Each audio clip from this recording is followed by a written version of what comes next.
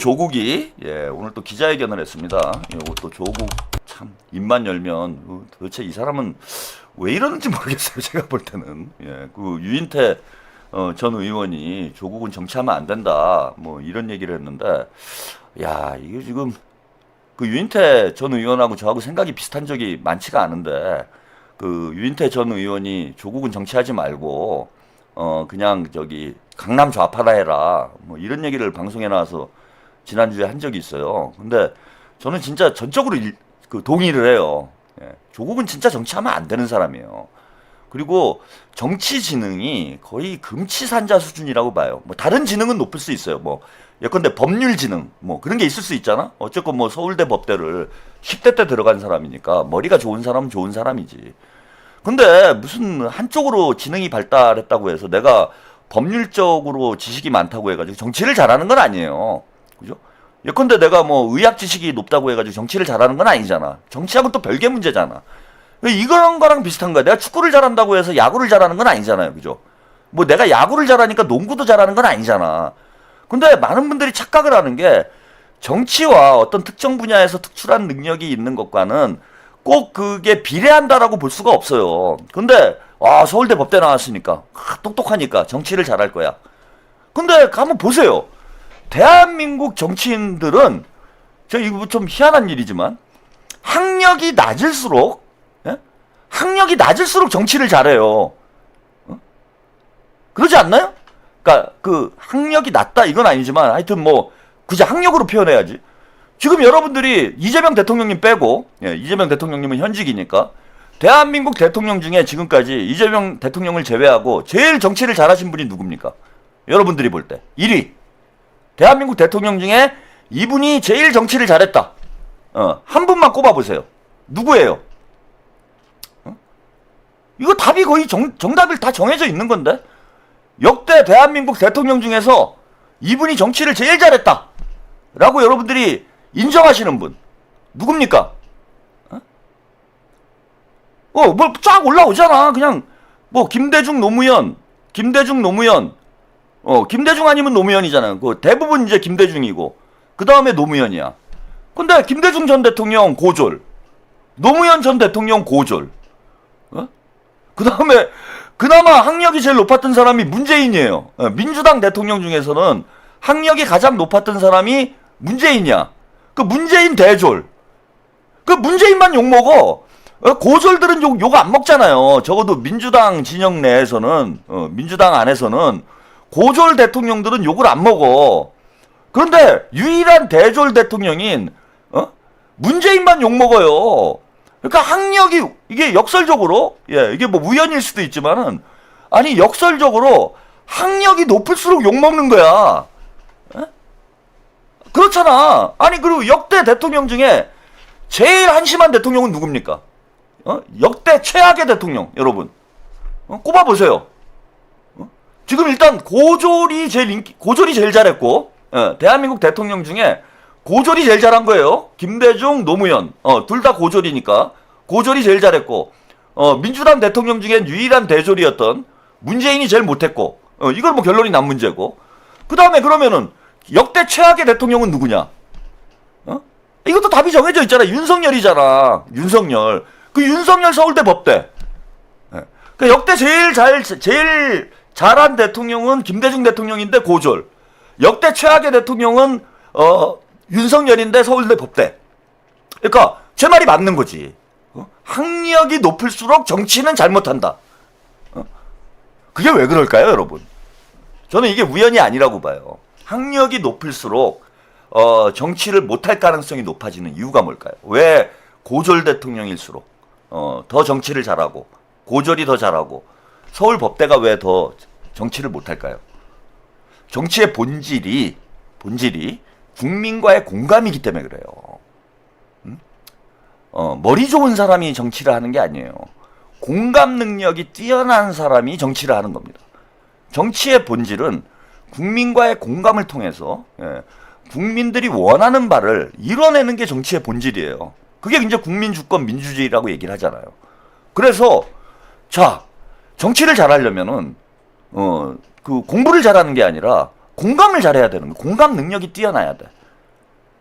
자, 내가 어려서부터 엘리트 코스를 잘하면서 사람들한테 어떤 그 인정을 받고 본인들이 내가 잘났다라는 어떤 그 나르시시즘에 빠져서 엘리트 의식에 빠져서 선민 의식에 빠져서 이렇게 성장한 사람들은 정치를 잘할 수가 없는 겁니다. 그런데 본인도 서민이고 서민들하고 몸을 부딪히면서 어려서부터 서민들의 마음을 알고 서민들과 공감할 줄 알고 국민들과 공감할 줄 아는 정치인은 이런 사람이 리더가 되면 자, 당연히 국민들과 공감이 잘 되니까 지지를 받는 거예요. 이재명 대통령도 저는 마찬가지라고 봐요. 이재명 대통령 참 일 잘하시는데 머리가 좋아가지고 천재명이라 일을 잘하시는 걸까요? 그렇지 않아요. 이재명 대통령님 물론 천재성이 있지. 대단히 똑똑한 양반이고 똑똑한 그 뛰어난 지적 능력을 가지고 있는 분이에요. 그런데 이재명 대통령님이 지금 일을 잘하는 건 국민과의 공감 능력이 좋기 때문이에요. 본인 스스로가 진짜 밑바닥에서 어렵게 성장을 해서 오늘의 이 자리까지 왔기 때문에 누구보다도 서민들의 마음을 잘 알아요. 그래서 서민들이 원하는 걸 잘 알아. 그래서 서민들이 원하는 걸 해결을 해줘요. 우리 진짜 제대로 배우지도 못하고 돈도 없고 사회적으로 무시당하는 이런 서민들이 원하는 게 뭔지를 누구보다도 잘 찾아서 그걸 잘 해결을 해나가고 있기 때문에 이재명 대통령님이 성공한 대통령이 되는 거고 국민들의 지지를 받는 거예요.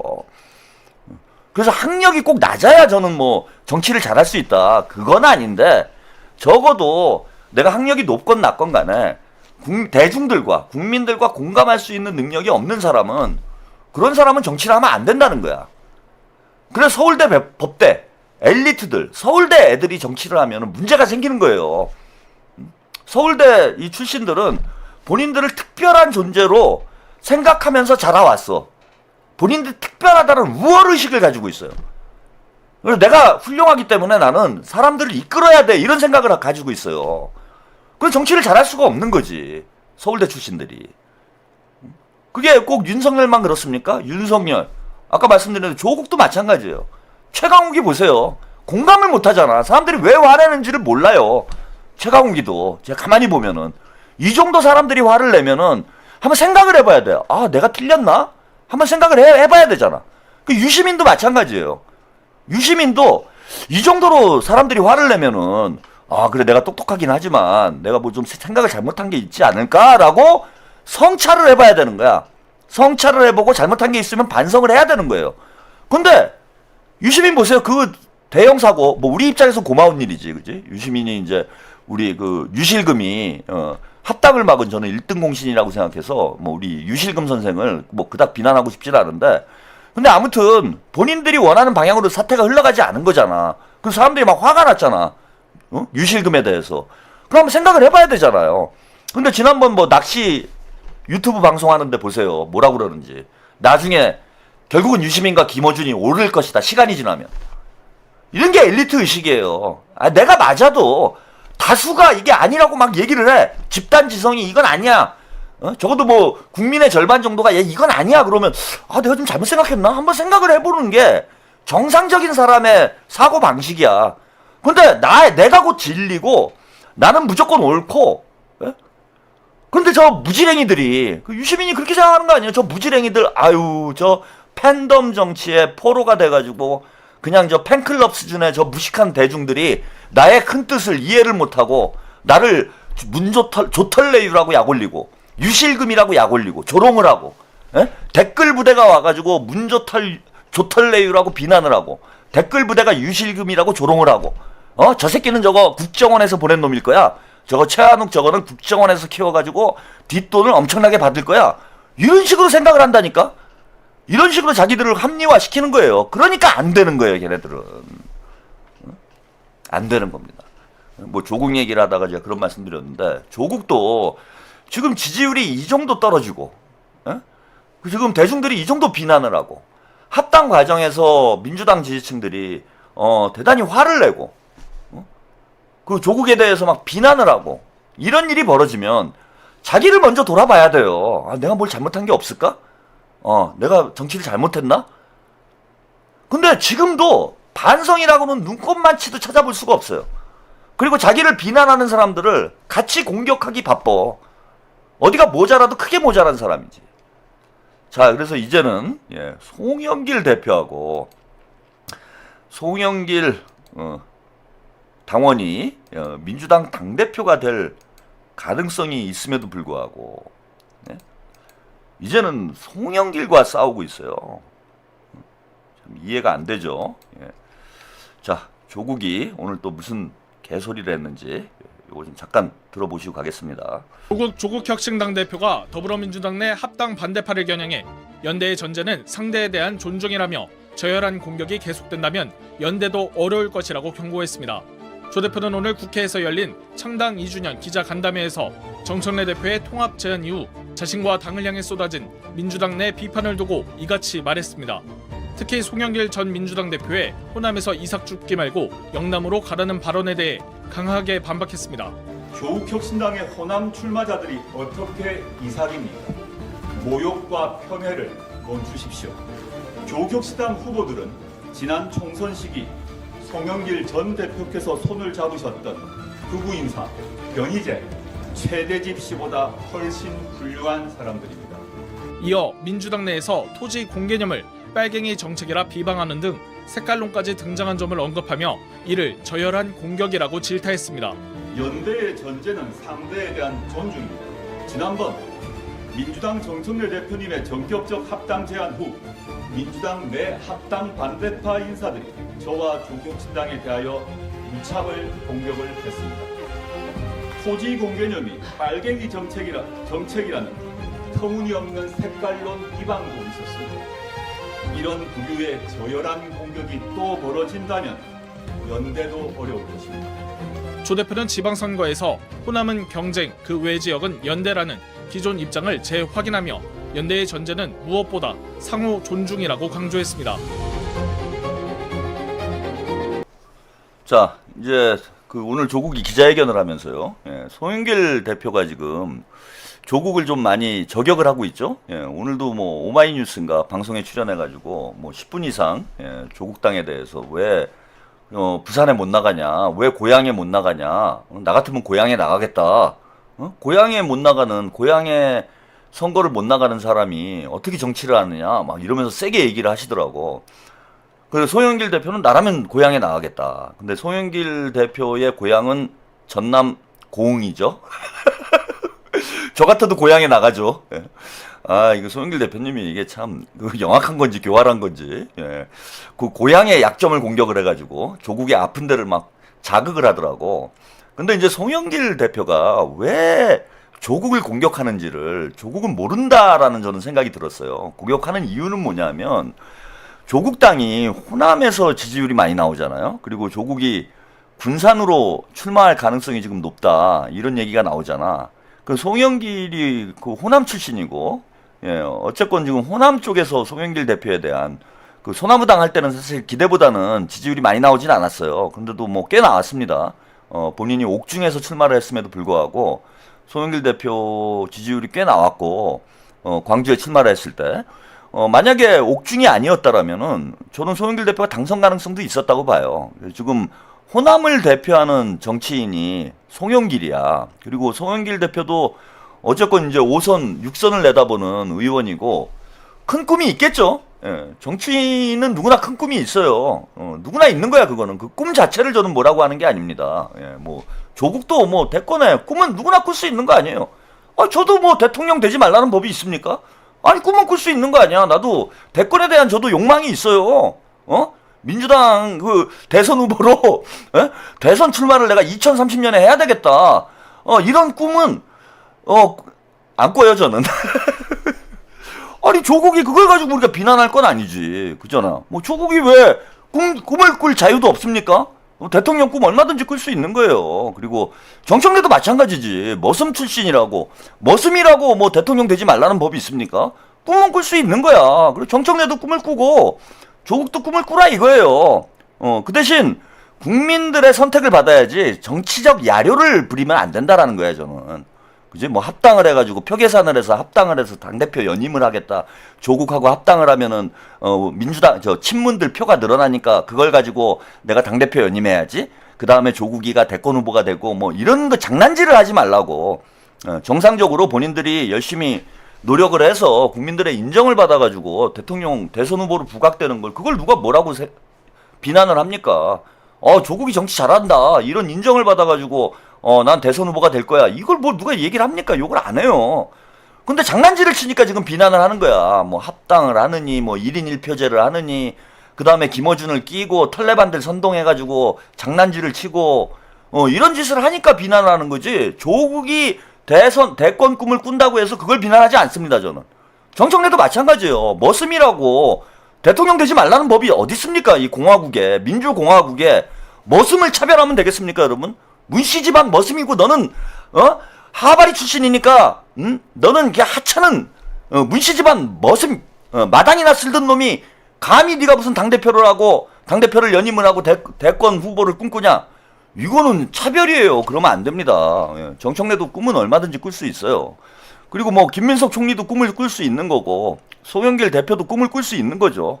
그래서 경쟁을 하라는 거예요. 선의의 경쟁을. 민주당 안에서 선의의 경쟁을 해서 우리 당원들의 선택을 받은 사람이 뭐 차기가 되든지 아니면 뭐 차차기가 되든지 되는 거지. 그걸 뭘 누가 뭐라고 합니까? 그런 차원에서 보면은 송영길 대표도 꿈이 있을 거예요. 그죠? 일단은 지금 꿈은 그거지. 내가 이번에 금배지를 다시 달아야 되겠다. 이게 꿈이고 또 이재명 정부에서 뭔가 역할을 해야 되겠다. 뭐 총리 아니겠습니까? 예, 장관을 생각하시지는 않을 것 같아요. 그죠? 내가 총리가 한번 돼봐야 되겠다. 이런 꿈이 있을 것이고 그 다음에 총리가 되고 나면은 더 큰 꿈을 또 꿀 수 있는 거잖아. 그죠? 김민석 총리도 마찬가지예요. 지금 총리가 됐고 이재명 정부가 일 잘하고 있고 내가 다음에 당대표가 돼가지고 야 나도 한번 꿈을 꿔볼까? 뭐 이런 생각 할 수 있잖아. 그거 자체는 문제가 안 됩니다. 근데 송영길 대표 입장에서 송영길 대표가 큰 그림을 그린다라면 당연히 호남이 중요하죠. 지금 호남 정치인 중에 송영길 정도 체급이 되는 사람이 없잖아요. 호남 출신 중에.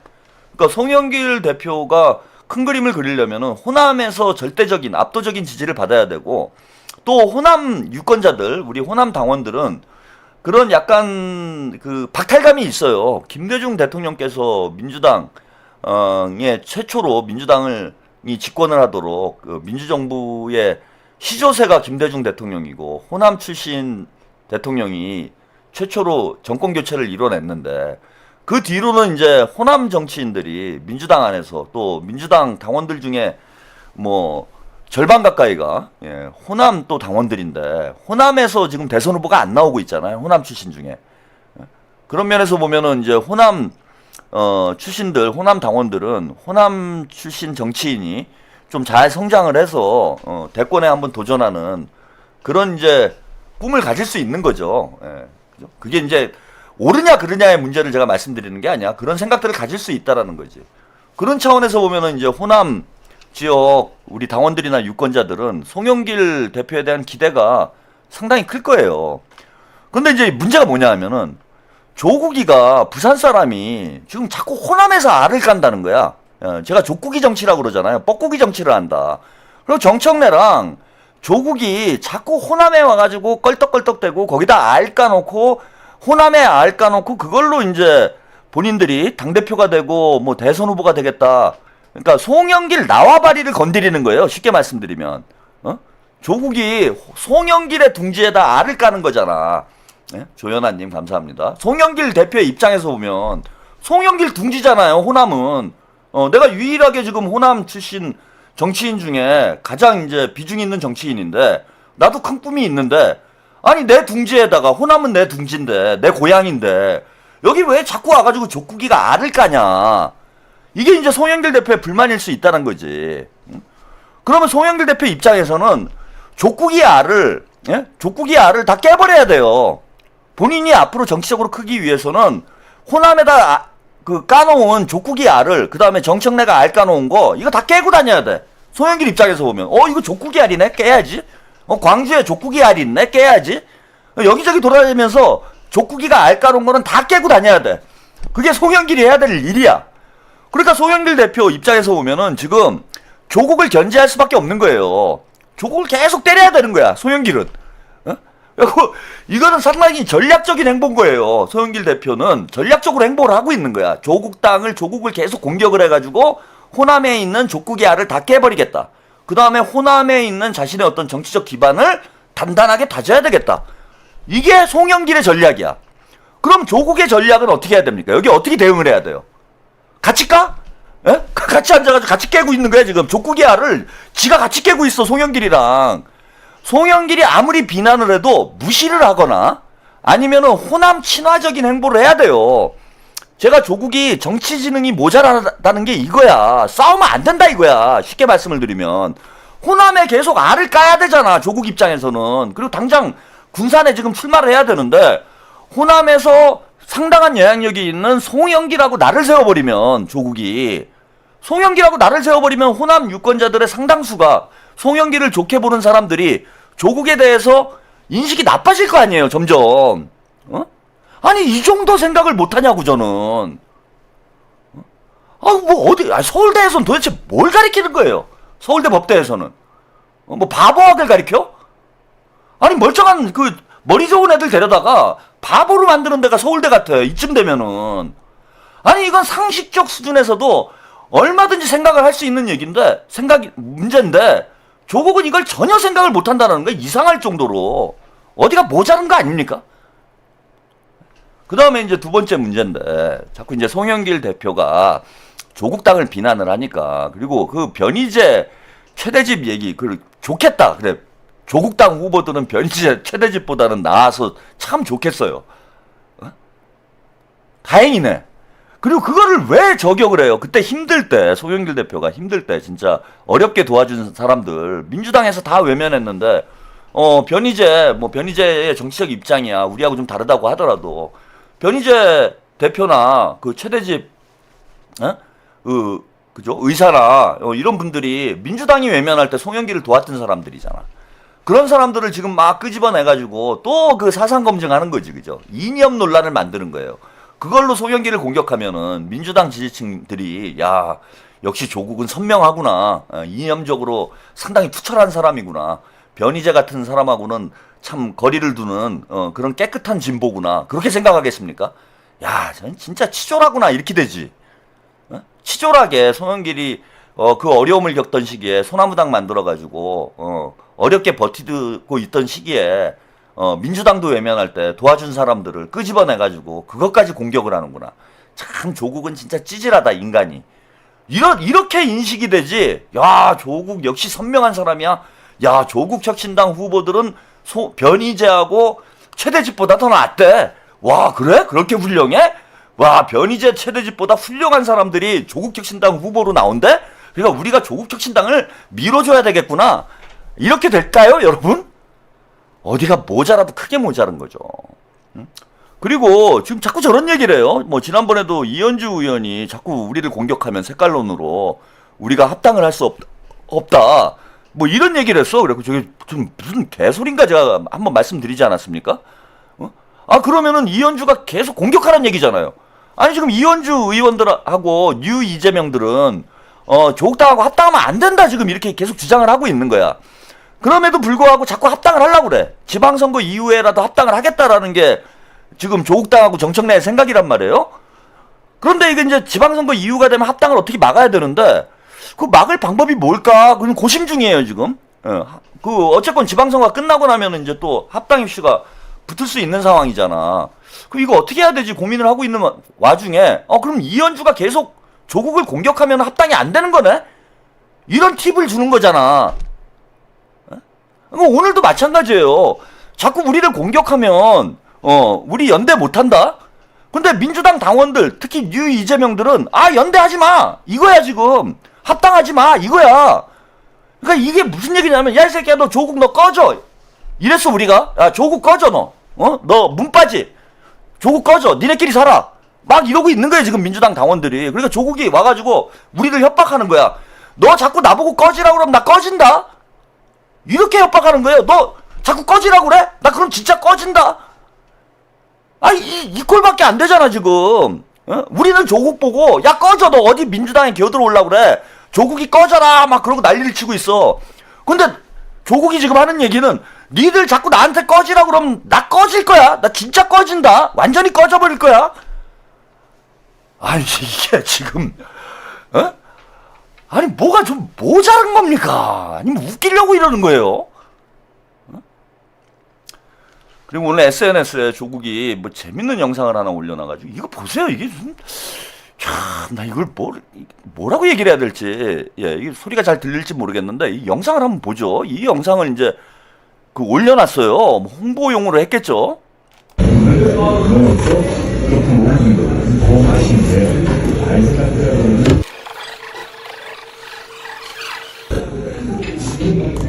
저는 라떼, 아이스, 카페, 라떼라고 할 수 없구나.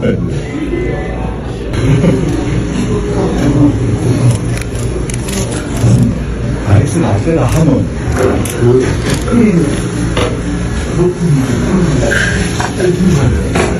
저 이제 따뜻한 라떼 마시겠습니다.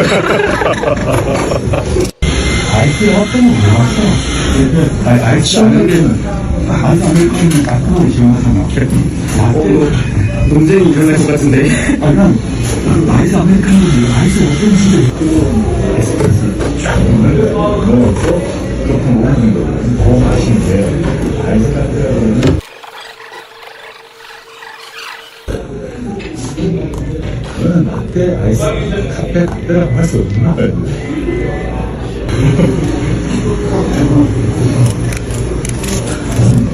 아이스 라떼라 하면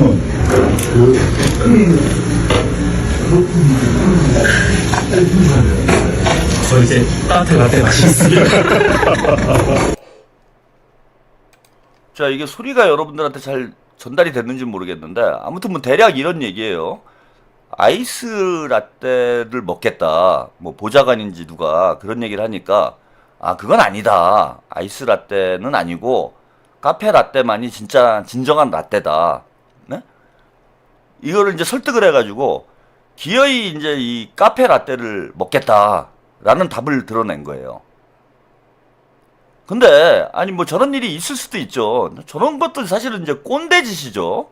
아니 뭘 내가 아이스 라떼를 먹건 뭐 카페 라떼를 먹건 뜨거운 라떼를 먹건 차가운 라떼를 먹건 뭐 무슨 뭐 썩은 라떼를 먹건 그건 내 맘이지. 뭔데 아이스 라떼는 라떼가 아니다라고 계속 우기면서 기어이 그 뜨거운 라떼를 먹게 만드는 이게 전형적인 꼰대 마인드 아닙니까? 근데 저게 무슨 메시지를 주기 위해서 무슨 의도로 저 영상을 저는 올려놓은 의도가 무엇인지가 궁금한 거예요. 뜨거운 라떼건 아이스 라떼건 뭐 차가운 라떼건 뭐건 간에 저거는 왜 찍었으며 저거를 왜 올려놔야만 했는지 저걸 올려놓음으로써 어떤 결과를 얻고 싶어 하는 건지 조국이 도대체 원하는 건 무엇인지 저 영상을 통해서 조국은 무엇을 얻으려고 하는 것인지 이제 정치평론가 입장이다 보니 뭔가 평론을 해야 되겠는데 도대체 의도를 알 수가 없는 저런 행위를 하면은 이게 무슨 수로 평론을 합니까? 환장하겠는 거지 아주. 정치를 빨리 그만두는 게 저는 뭐 대한민국을 위해서나 조국 대표를 위해서나 바람직한 일이 아닐까 이렇게 생각합니다.